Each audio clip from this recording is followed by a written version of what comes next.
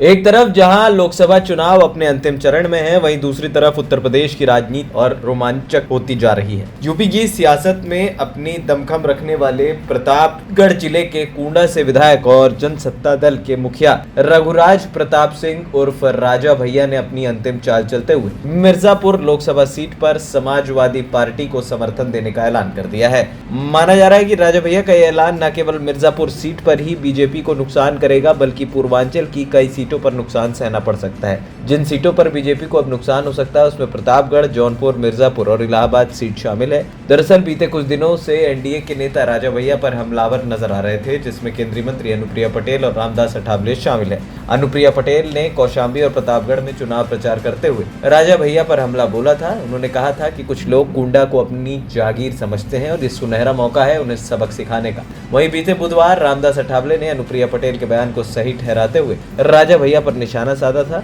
ऐसे में अटकलें लगाई जा रही थी कि राजा भैया के खिलाफ बयानबाजी बीजेपी को भारी पड़ सकती है और अब वही हुआ है। बता दें कि कुछ हफ्ते पहले राजा भैया और केंद्रीय गृह मंत्री अमित शाह के साथ मुलाकात हुई थी। तब अटकलें लगाई जा रही थी कि बीजेपी को राजा भैया का साथ मिल सकता है, लेकिन मुलाकात के कुछ दिन बाद ही राजा भैया ने अपने समर्थकों के बीच ऐलान कर दिया कि वो अपने स्व विवेक से उम्मीदवार को वोट दें। समाजवादी पार्टी को राजा भैया का साथ मिलना किसी बड़े फायदे से कम नहीं, क्योंकि अब यूपी की जिन 27 सीटों पर मतदान बाकी है वहाँ क्षत्रिय मतदाता प्रभावी हैं और राजा भैया ठाकुरों के बड़े नेताओं में से एक। राजा भैया की पार्टी भले ही एक भी लोकसभा सीट पर चुनाव ना लड़ रही हो, लेकिन चुनावी चर्चा में लगातार वो बने हुए हैं और यही उनकी ताकत का एहसास कराता है। एएनपी टाइम्स की रिपोर्ट।